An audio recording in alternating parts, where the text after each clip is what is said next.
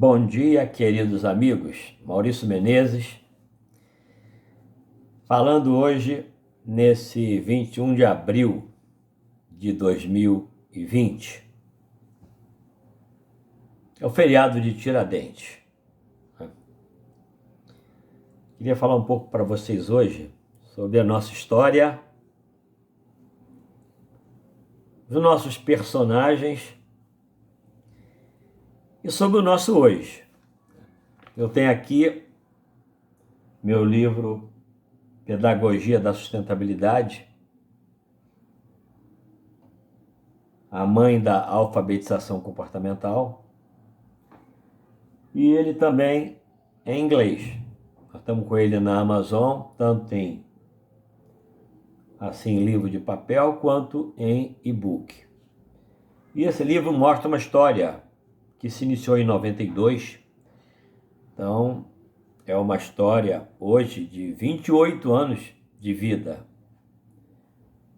que objetiva trazer para a sociedade uma alfabetização comportamental. Essa é a nossa história.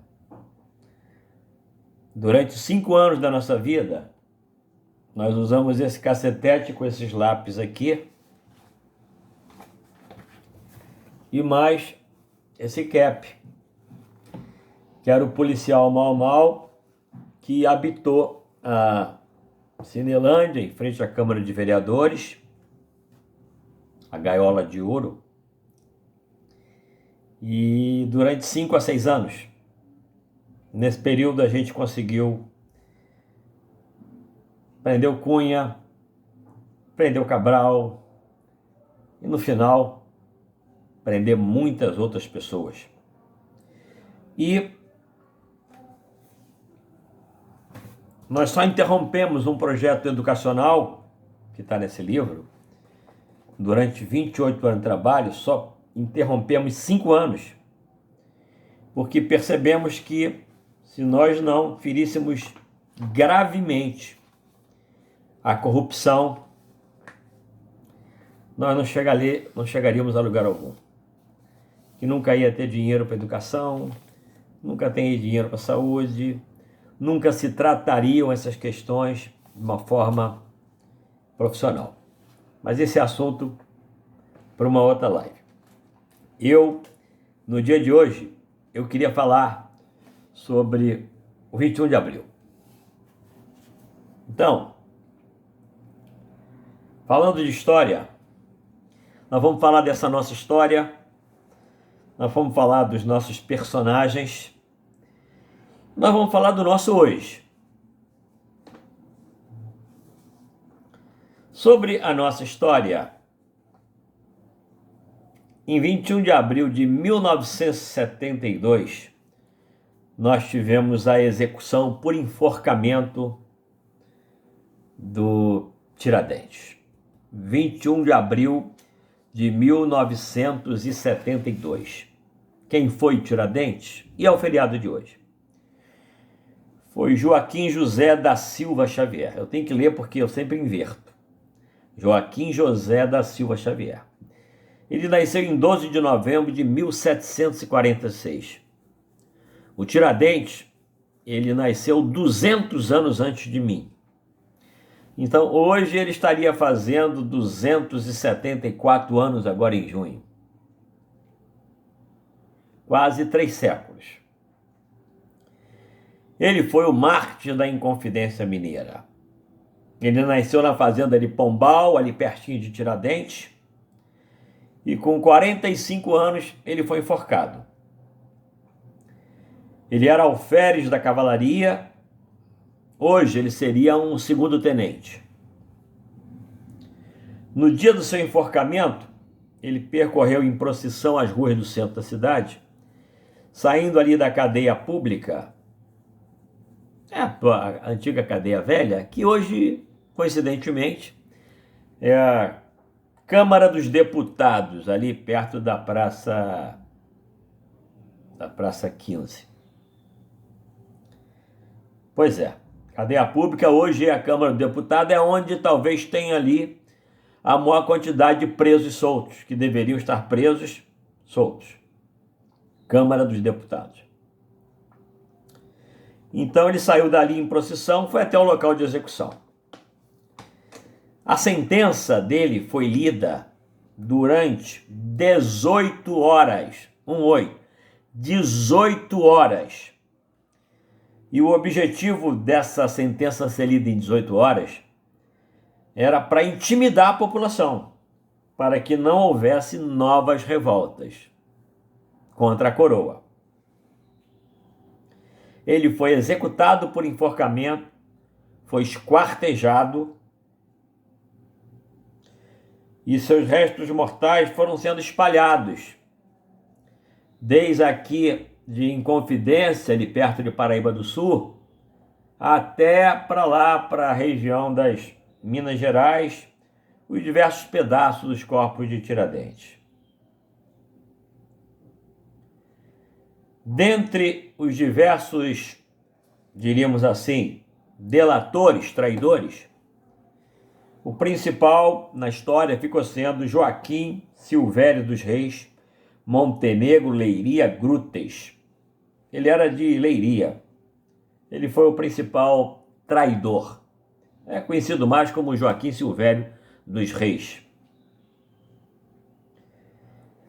Após o enforcamento de Tiradentes, os processos dos demais que estavam na lista de que estariam tramando a Inconfidência, tramando a luta contra a coroa, os demais processos tiveram 3 anos de análise e, no final, a Dona Maria, a rainha, ela transformou a pena de morte dos demais sentenciados em degredo.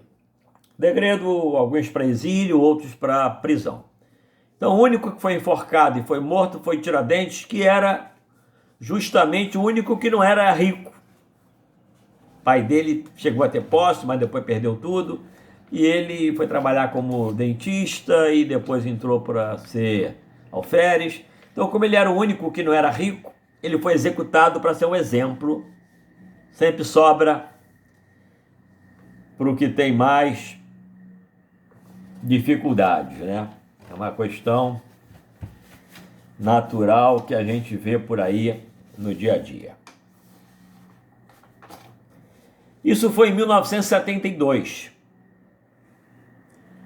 Uma revolta contra a coroa, que foi em Inconfidência Mineira, que foi tolhida pela coroa, e o mártir da independência, que hoje nós estamos comemorando o feriado, foi enforcado. Isso há 274 anos atrás. Foi enforcado e todo o ritual foi para que o povo ficasse quieto, senão aconteceria o mesmo. Bom, de 72 até 1822, nós temos aí 50 anos. Um século depois da Inconfidência Mineira, veio a independência do Brasil. Meio século, 50 anos, meio século, 50 anos depois da Inconfidência Mineira, veio a independência do Brasil em 7 de setembro de 1822. Dom Pedro deu o grito lá do Ipiranga e o Reino Brasil se separou do Reino Portugal, que era o Reino de Portugal, Brasil e Algarves. E Algarves era Portugal, mas era uma colônia também naquela época. Então, essa independência, que foi a separação do Brasil e Portugal, ela pressupunha um estado de quem tem liberdade e autonomia. Guarda esses 2 nomes: liberdade e autonomia. Estamos falando de 1822, gente.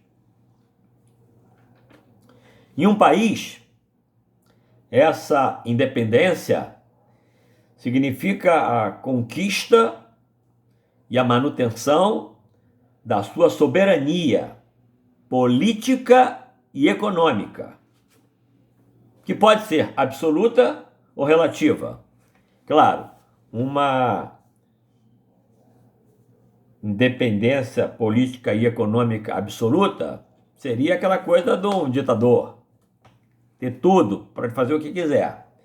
E a relativa é o sistema democrático que nós vivemos, que tem um executivo, tem o legislativo e tem o judiciário, tem os três poderes. Obviamente o presidente não tem poder para tudo, né? O motivo da independência do Brasil, por que aconteceu? É que no início do século, no caso 19, aumentaram no Brasil as pressões e descontentamento contra o monopólio comercial imposto por Portugal ao Brasil.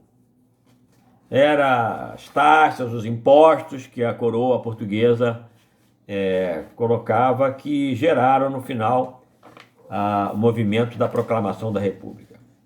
Vamos então, em 15 de novembro de 1889, estamos falando aí, tá, de 67 anos depois da independência do Brasil. Veio a proclamação da República, quer dizer, quase meio século, um pouco mais de meio século. O que foi a proclamação da República?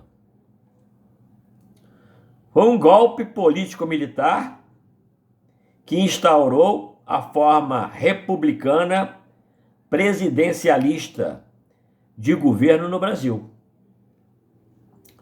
O objetivo principal da República era atender aos interesses de quem? De quem? Dos cidadãos. Claro. Porque é o povo que elege o governante. A República é isso. Se falarmos de uma república democrática, que pressupõe que seja o caso do Brasil. Já que, na democracia, o poder emana do povo. Nós vivemos aqui uma democracia combalida, entre aspas, porque se o poder emana do povo, o povo tem que ter poder. E qual é o poder maior de um povo? É a alfabetização comportamental, é a educação, é a cultura, que infelizmente nós não temos no grau que nós gostaríamos de ter. Enfim, como é que ocorreu, né, essa tão falada proclamação da República? Vocês conhecem ali a Praça da República, famosa Praça da Bandeira, em frente ao Ministério da Guerra, na Presidente Vargas, onde é cheio de cutias, atualmente cheio de gato. Então, ali na Praça da República, que naquela época, 1889, se chamava Praça da Aclamação. Se vocês forem ali na Praça da República, vocês vejam, no meio da praça tem um monumento bonito, que é referente justamente a essa questão. Então, o que aconteceu? Ali na Praça da República, em frente ao Ministério da Guerra atual, um grupo de militares do Exército, liderados pelo Marechal Deodoro da Fonseca, destituiu o imperador e assumiu o poder. O imperador era Dom Pedro II. Então, houve um golpe militar. As pessoas confundem muito golpe militar com ditadura. O Brasil teve um golpe militar em 64, que é muito discutido. Tem gente que diz que não foi golpe, tem gente que diz que foi golpe, tem gente que tem argumentos para falar que foi golpe, que não foi golpe. Eu, com 18 anos, vendo o que estava acontecendo no Brasil naquela época, eu fui favorável ao golpe. O Brasil estava sendo incendiado. Foram perdidos todos os controles. O que eu fui contrário, e sempre fui contrário, é a ditadura. É o que veio depois do golpe militar. E uma ditadura que ficou 20 anos. Eu fui preso com 18 anos. Passei um dia inteiro na delegacia da Central, de manhã até final da noite, não sabendo se ia voltar para casa ou não. Graças a Deus fui ajudado por uma alma caridosa, que na época era o deputado federal Gama Filho, que era o dono do Colégio Piedade. But golpe é uma coisa, ditadura é outra. Então as pessoas que defendem as outras ditaduras de outros países se contradizem quando são contra a ditadura do Brasil. Eu sou contra todas, toda e qualquer forma de ditadura. Agora, eu quero uma democracia que seja verdadeira, uma democracia que venha do poder do povo, e o poder do povo só vai ter na hora da educação. Então, após a destituição do imperador, a corte retornou de mãos vazias e em 7 de dezembro de 1822, Dom Pedro e a sua corte que estava aqui chegaram a Portugal. Eu tenho um detalhe que a minha avó estava vindo para cá com 4 anos, com a minha bisavó, e o navio que a minha bisavó estava trazendo a minha avó, porque o meu bisavô já estava no Brasil, o navio delas cruzou com o navio de Dom Pedro voltando para Portugal. E esse é um fato que sempre ela foi contado na família e veio de geração para geração, e os navios se saudaram nesse cruzamento. Então, para eu não me delongar mais, eu acho que em matéria de história eu já falei sobre tudo. Eu tinha feito um preâmbulo que seria nossa história, acabei de contar, não é? A questão da Inconfidência Mineira, Tiradentes, a independência do Brasil e a proclamação da República. Os nossos personagens seria o segundo maior item. Nessa nossa história que eu contei, nós tivemos como personagens importantes para o Brasil, o Joaquim José da Silva Xavier, que foi o Tiradentes. Que foi ele que startou com a Inconfidência Mineira o processo que 50 anos depois veio a independência do Brasil. Alguém tem que startar, alguém tem que chegar e dar o V0, porque o pior silêncio é o dos bons. Então, poucos bons se apresentam para dar sua vida por um movimento. O outro personagem importante foi o Marechal Deodoro da Fonseca, que comandou o golpe, não é? Em 1889, proclamando a República, ali na Praça da Bandeira. O que aconteceria se aquele golpe fosse fracassado? O Marechal ia perder a cabeça também. Então, foi um golpe altamente salutar. Eu nunca vi ninguém ir contra o golpe que foi dado para tirar a coroa do Brasil. Por quê? Esse golpe foi uma coisa que saiu porque o povo pediu. Assim como 64, no meu entender. Respeito às opiniões contrárias. Quem foi o traíra? Quem foi o grande traíra nessa época dos anos 1800? Se chamou, pelo menos ficou a ele atrelado esse título, Joaquim José Silvério. Mais precisamente, para que vocês nunca se esqueçam, né, do nome dele, Joaquim Silvério dos Reis, não tem José, Joaquim Silvério dos Reis Montenegro Leiria Grutes. Ele era de Leiria, Portugal, até passei na cidade dele nessa última viagem minha. Então, o grande traíra da independência foi onde tudo começou. Hoje nós somos o que somos porque nós nos tornamos independentes. Senão hoje nós estaríamos aqui ligados a Portugal. Aí, a pergunta que eu faço hoje, aqui, para todos. Na época da independência e da proclamação, na época da coroa, nós já falamos quem foram os traíras e quem foram os salvadores. Quem foi o traíra e quem foram os salvadores. E hoje, a pergunta que eu faço para vocês. Hoje, no ano de 2020, A coroa seria o quê?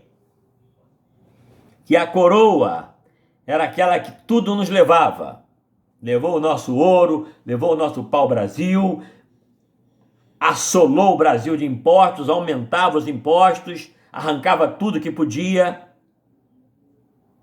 Quem é a coroa hoje? Para mim, Maurício, a coroa é a desenfreada corrupção que leva do Brasil uma grana pretíssima todo ano. Para mim, nas minhas contas, algo de 700 a 1 bilhões a 1 trilhão. Entre corrupção, sonegação e juro da dívida. Para mim. Se a coroa hoje é a corrupção, a coroa, o corona também na época, né? A pergunta, quem são os traíras hoje? Quem são os traíras da democracia brasileira hoje? Se a coroa é a corrupção, os traíras são quem alimentam e produzem a corrupção. Então, os traíras são todos esses que estão aí há 30 e tantos anos, assaltando os nossos cofres e não querendo largar o osso, sob hipótese alguma. Estão aí fazendo trairagem hoje, estão aí querendo não deixar a governabilidade para criar o caos, estão aí querendo se aproveitar da pandemia, por quanto pior, melhor. Eu não vou falar o nome porque eu teria que dizer que os traíras é o Rodrigo Maia, os traíras, no caso, seria o Alcolumbre, na minha opinião. Não digo que ele seja um traidor, porque ele na posição que ele está, como presidente da Câmara, ele está fazendo coisas que traem ao governo e traem ao povo. Essa é a minha opinião. Não estou chamando ele de corrupto. Nem vou falar sobre isso. Não tenho provas. Alcolumbre, o nosso Supremo que está ali é para defender a Constituição e não para ali para querer no dia a dia ficar impedindo coisas que o governo tem que fazer, totalmente fora de propósito das suas funções. E nessa hora, eu venho aqui para criticar os bons que eu achava que eram bons do Supremo. São só 2 ou 3 que eu acho que são bons ali. Mas até esses estão quietos nesse exato momento. Qual é o compromisso que tem com esse novo Brasil? Com o povo que hoje elegeu quem está no poder. Eu falei na coroa, a corrupção. Eu falei nos traíras que estão por aí na cadeia, soltos, atuando em todos os níveis de governo, em todo o legislativo, em todos os governos estaduais, em todas as prefeituras, trair à vontade, nas câmaras de vereadores, na cadeia velha ali na Câmara de Deputados no Rio de Janeiro. E quem é o Salvador? Quem é o Salvador? Quem é o Tiradentes da Inconfidência? Quem é o Marechal Deodoro na Proclamação da República? Quem é o Salvador? Vou dizer para vocês, o Salvador é o povo. O Salvador não é o presidente. O Salvador não é o Bolsonaro ou qualquer outro que estivesse ali. Eu, quando botei isso aqui, fui para Cinelândia toda quarta-feira de caixa de som, batendo pesado no Cunha, em todo mundo.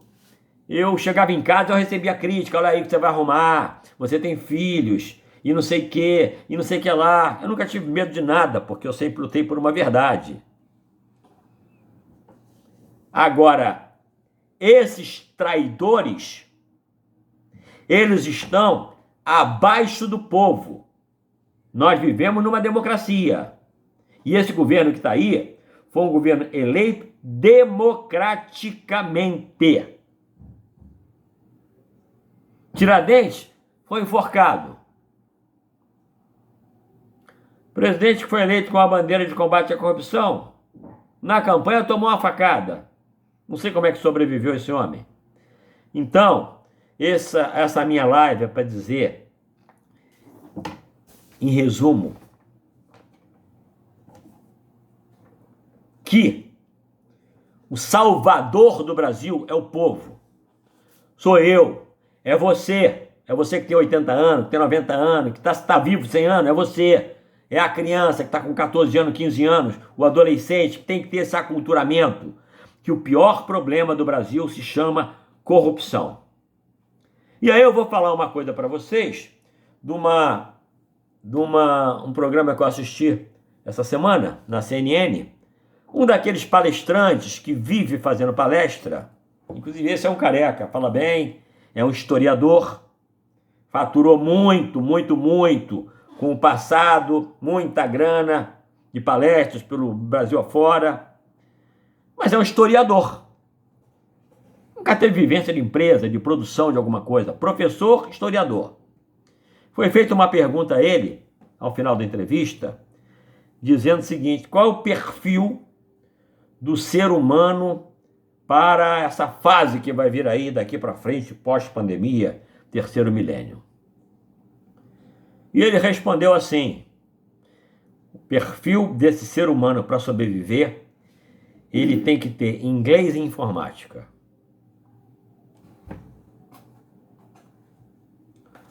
Meu livro é sobre alfabetização comportamental.